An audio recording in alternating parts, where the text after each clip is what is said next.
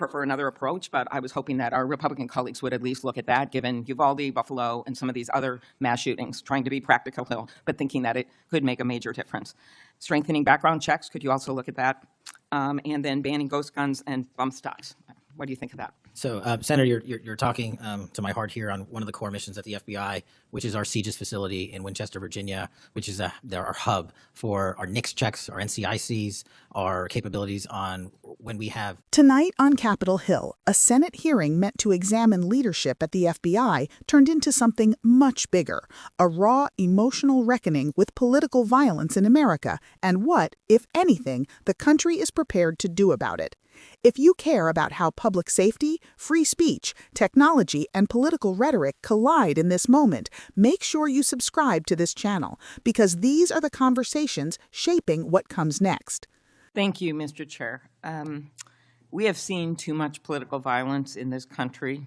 We all know that. Just last week, Director, your friend Charlie Kirk was gunned down on a college campus. I'm sorry for your loss. In Minnesota, only 2 months ago, a madman took the life of my friends, Melissa and Mark Hortman, shot Senator John Hoffman and his wife Yvette a combined 17 times. And evidence indicates that he would have killed a lot more if law enforcement hadn't intervened. Just last month in my state, we were again shook to the core when little kids were shot down through stained glass windows in Annunciation Catholic Church in Minneapolis.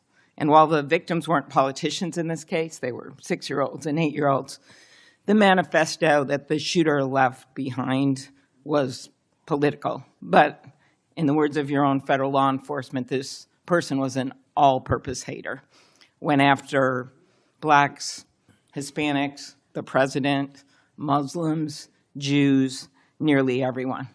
And this happened during the first Mass of the year for these kids. They were excited to see their friends, meet their new teachers, and 2 children, 8-year-old Fletcher Merkel, 10-year-old Harper Moisky, were murdered. 21 other people injured, some of the kids, 18 kids, severely. Fletcher was just starting 3rd grade. He loved his family, his friends. He loved fishing and cooking, in his dad's words, any sport he was allowed to play. Harper, the other child, we celebrated her life this Sunday, thousands of people. Her parents described her as bright, joyful, and a deeply loved 10-year-old whose laughter, kindness, and spirit touched everyone that she knew. We've heard the words of young children who were saved because 12-year-olds laid on top of them, or a kid with disabilities who was paralyzed, whose teacher pulled him out of the wheelchair, threw him under the pew, and laid on top of him. We do thank the local FBI director and the local U.S. Attorney's Office for their work in both of these cases, the Hortman case and this. But I did want to focus on one local law enforcement moment that I'm not sure has made with all the news going on in Minnesota. When the first 911 call, and you've heard about other places where this waited and waited, the first 911 call was made at 8:27 a.m. The first officer was on the scene just 4 minutes later, local Minneapolis police, at 8:31 a.m. The Chief O'Hara, shared with me the actual numbers. Listen to this. Over 20 people were in ambulances just 14 minutes, all of them, after the police got on this scene. 14 minutes after the first call. Tourniquets, stretchers, and they got them all to Hennepin County Medical Center or Minneapolis Children's Hospital. And I think it is worth looking at what happened there, because one of the dads whose daughter was severely injured, still in the hospital, that I met on Sunday, told me that there is absolutely no way his beautiful daughter would have survived if police hadn't been there. So it is worth looking at for all of us. So my focus on behalf of these parents, because I promised I would do this on Sunday, was just to figure out how we can do anything to stop this from happening again. So expanded background checks, ghost gun bans, every shooting is different. Raising the minimum age to purchase an assault weapon, even if we're not going to ban them, I favor banning them. But that's one idea that's out there when so many of these shootings are people who are 18, 19, 20, 21. The one at Annunciation Church was 23. both shooters in Uvalde and Buffalo had just turned 18 when they purchased the assault weapon bans. I'm not saying any one of these things would prevent every single shooting, but I really ask everyone to look at these. We also need to tackle social media, and I really did appreciate Senator Graham's questions. I think we have to protect free speech and not engage in censorship. But for years, I have supported repealing Section 230, which was made when these companies were little companies starting up in garages. And I think it is one way to get at making this better environment online and preventing violence. So my first question is on the assault weapon ban. Do you think that would be helpful in reducing gun deaths, Director?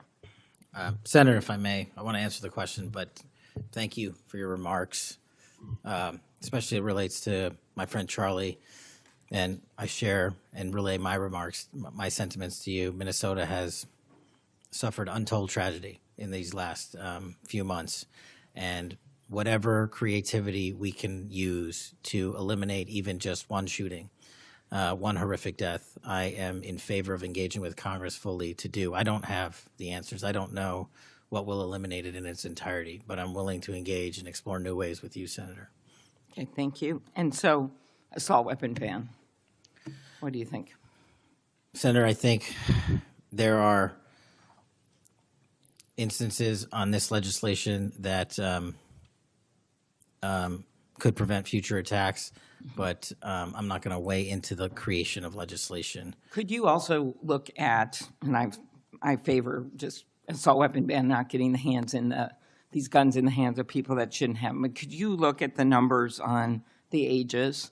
Yes. Because from 18, even going from 18 to 21, which wouldn't have prevented the shooter in Annunciation Church from purchasing that gun. He purchased several the same day. Over 100 rounds were fired from the assault weapon through the stained glass windows. So if you went up to 25, it would have stopped that immediate purchase and probably saved the lives of these kids.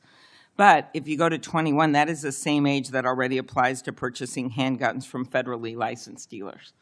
So I prefer another approach, but I was hoping that our Republican colleagues would at least look at that, given Uvalde, Buffalo, and some of these other mass shootings, trying to be practical, but thinking that it could make a major difference. Strengthening background checks, could you also look at that? And then banning ghost guns and bump stocks.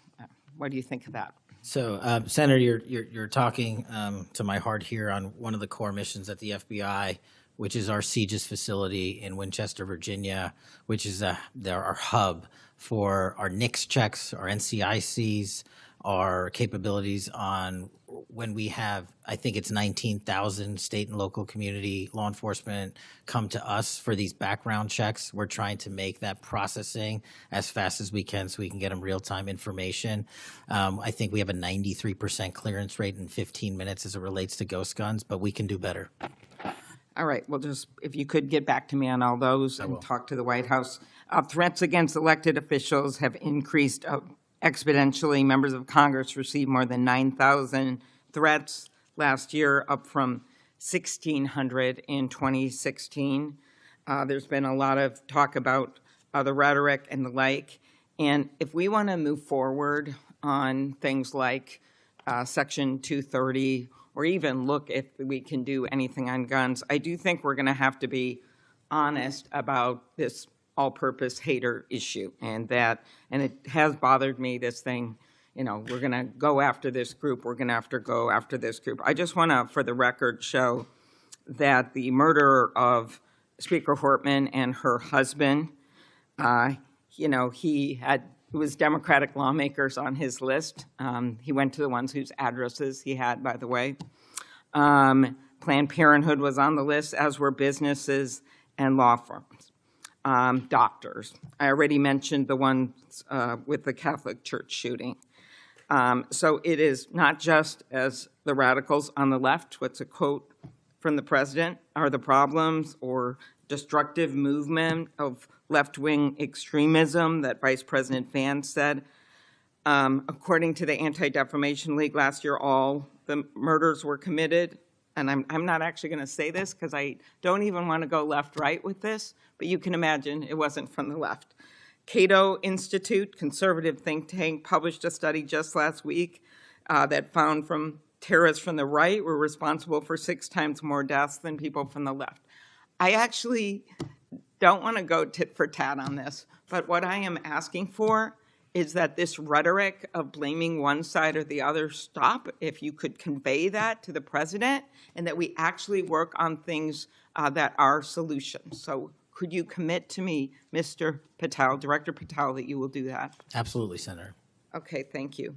Last, you were asked about social media, and I will put some more questions on the record about that. I think we could make major movement on that. The local FBI helped when the city of St. Paul was a victim of a cyber attack, and I'm concerned about some of the cyber attack cuts. I'll ask you that on the record. AI, I'm glad you raised that. I think we have to do more, but also including election interference because they're using AI videos. I just had one happen in this very committee on me, and I just think they're going to start using it in democracy, election. They could be foreign. Do you think some of this is foreign entities, Mr. Patel? Generally speaking, we have traced a lot of this to loose groups overseas that don't have any sort of central cluster. There's going to be a lot on you then. And then last, I'll put on the record just my concern about protecting journalists. The new guidance that came out of the department. Have you deployed any FBI resources to investigate members of the media for activities related to news gathering, reporting, or reporting on government whistleblowers, something near and dear to the chairman's heart? The only time we would involve an investigation of a journalist if they've conducted or committed an allegation of separate criminal. Senator Amy Klobuchar opened her questioning of FBI Director Patel with grief, not policy. She spoke as someone who has attended funerals, met wounded families, and listened to children describe how they survived by hiding under pews while gunfire shattered stained glass. Her message was simple but heavy. Political violence is no longer abstract. It is personal, and it is accelerating. She began by acknowledging the killing of a prominent conservative activist who she described as a personal friend of the FBI director, signaling that violence does not belong to one ideology or one party. She then brought the focus home to Minnesota, where in recent months a targeted attack killed state political leaders and critically wounded others, followed by a mass shooting at a Catholic church that left children dead and many more injured during what should have been a joyful first Mass of the year. This was not just storytelling for effect. Klobuchar used these tragedies to highlight something viewers often miss when watching clips of hearings: the mechanics of survival. She described how the first 911 call came in at 8:27 in the morning, how officers arrived within minutes, and how more than 20 victims were already in ambulances just 14 minutes after police reached the scene. Tourniquets, stretchers, rapid triage, and direct transport to trauma centers saved lives. One father, she said, told her plainly that his daughter would not be alive if officers had arrived even a few minutes later. That detail matters because it reframes the debate. It is not only about preventing violence, but also about how institutions respond when prevention fails. If this kind of rapid response is the difference between life and death, it becomes a model worth studying nationwide. And if you want clear explanations like this, not just viral moments, subscribe now so you do not miss future breakdowns.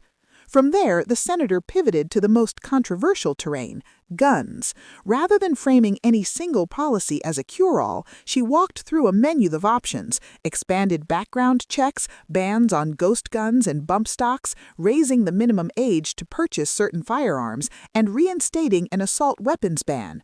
Patel agreed. That commitment may sound small, but in the context of law enforcement leadership, it signals a recognition that threat mitigation is not only about arrests and investigations, it is also about tone, trust, and the signals leaders send to people already on the edge. And this is exactly why subscribing matters. These nuances are easy to miss if you only see a 30-second clip. The conversation did not stop there. Klobuchar raised alarms about social media, artificial intelligence, and foreign interference. She warned that AI-generated videos and deepfakes are already being used to mislead voters, including in attacks against her own reputation. Patel's answer was carefully limited. He said journalists would only be investigated if there were allegations of separate criminal activity, such as the unauthorized disclosure of classified information. That distinction is one journalists and viewers alike should pay attention to.